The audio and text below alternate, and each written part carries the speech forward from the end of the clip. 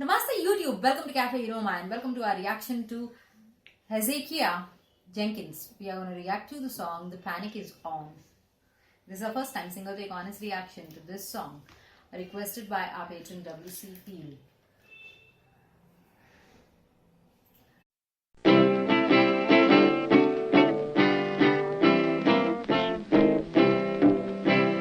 What this country is coming to, I sure would like to know. If they don't do something by and by, the rich will live and the poor will die. Doggone, the panic is on. Can't get no work, can't draw no pay. Unemployment getting worse every day. Nothing to eat, no place to sleep. All night long folks walking the street. Doggone, the panic is on. Saw a man this morning walking down the street in his BVDs, no shoes on his feet. You ought to see the women curving in their flat. I could hear him saying, what kind of man is that? Doggone, the panic is on. All the landlords done raised the rent. Folks that ain't broke is badly bent. Where they get dough from, goodness knows. But if they don't produce it, in the street they goes. Doggone, the panic is on. Some play the numbers, some read your mind. They all got a racket of some kind. Some trimming cones off of people's feet. They got to do something to make ends meet. Doggone, the panic is on. Some women are selling apples, some selling pies, some selling gin and rye. Some selling socks to support their man. In fact, some are selling everything they can. Doggone, the panic is on. I pawned my clothes and everything. Pawned my jewelry, watch and my ring. Pawned my razor and my gun. So if luck don't change, there'll be some stealing done. Doggone, the panic is on. Old probation ruined everything. That's why I'm forced to sing. Here's one thing I want you all to hear until they bring back light wine, gin and beer. Doggone, the panic will be on. Oh, yeah, it's quite painful to listen to this beautiful voice. I know, he sings thought-provoking. well, and then the guitar plays. Yeah, there have been times in every country's history where times have been really bad, really miserable for the people. Whether it's India at the time of partition and independence, the condition was quite bad. Even while the rule of the British was here, Very and bad. others, the Portuguese in certain parts, French in certain parts. And then the Islamics. Yeah, it was bad. It was really, really bad for us. And the condition was just like the song, or perhaps even worse than that. Yeah, we didn't make songs, Yeah. unfortunately. Yeah. No, there may have been But poems. it was not allowed. A lot of poems were And a written. lot of literature was and they not were even destroyed, allowed. burnt. So we don't even have them. Most of them we don't have today. Yeah. So I could connect with the song on those lines. He had a unique voice, sounded pretty mature, like a senior citizen. I'm not sure if I'm right, Elderly. but sounded elderly and nice voice, very clear. Could easily understand what he was singing about, what he was saying. Yeah, and nice little music also happening in the background. Light, subtle music, so that not to distract the listener from the lines. Yeah, every country has been, almost every country in the world has been through such situations where most of them have had problems and they find it difficult to make ends meet. And there's a lot of depression and loneliness and starvation and crime of all sorts. Yeah, so yeah, I connect with it, and I think everyone will connect with it.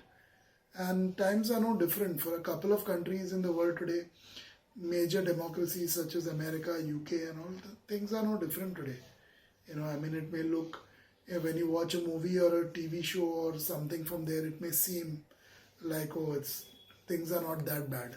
But when you see it in reality and you hear real stories and you constantly are bombarded with information from those parts of the world, you realize that things are much worse today. It's just that nobody is talking about it openly.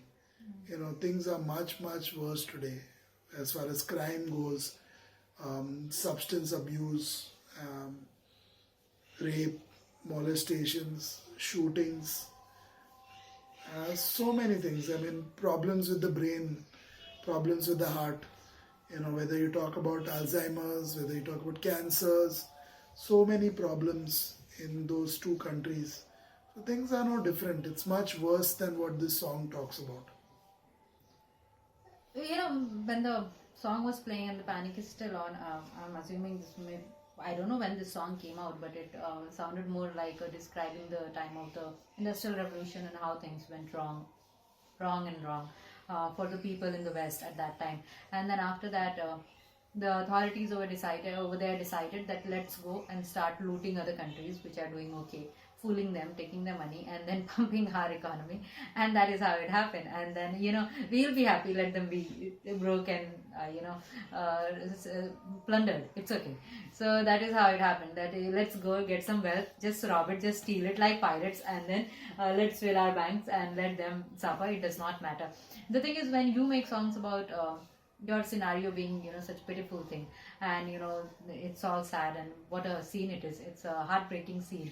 When things bad happen in the West, financially and socially, they want all the empathy in the world, all the sympathy in the world, and all the compassion from people when people look at it.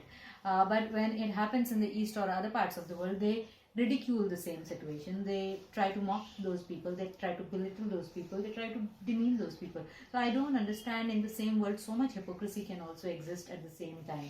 With all of this disparity and everything, it never ever goes by the West to understand other people's problems as well. And most of it was created by you in the first place, whether it is Africa, whether it is India, whether it is so many other countries. When they look at poverty, when they look at a sad state of people's lives, instead of looking at it rationally, they ridicule it. They literally they find a reason to be happy that they are in a bad state and we are doing so well, because it all was wrong from the beginning itself. First you make a mistake, then you go and steal other people, and then after that you laugh at those people. So how good is that? This way or that way, I win this way also, I win the other way also. Heads or tails, I win both ways. Yeah, that's one way of looking at it, and I agree with whatever you've said. On the other hand, I think they're paying the price now. I mean, look at their lives. They suck. Their lives suck. Their choices, because their decisions that they make sucks. I mean, look at the pathetic, miserable state of an average person's life in America and UK even with today. all the wealth. Yeah, I mean, it's wealth has nothing to do with it. But happiness, yeah. Yeah, I mean, their lives are pathetic, miserable. So they're getting what they can laugh all they want. The fact is that their lives suck. No, that's artificial happiness, I'm saying, because it's not the right way of being it's happy. miserable. That's what my point is. Pathetic, I feel really sad for people in that part of the world today.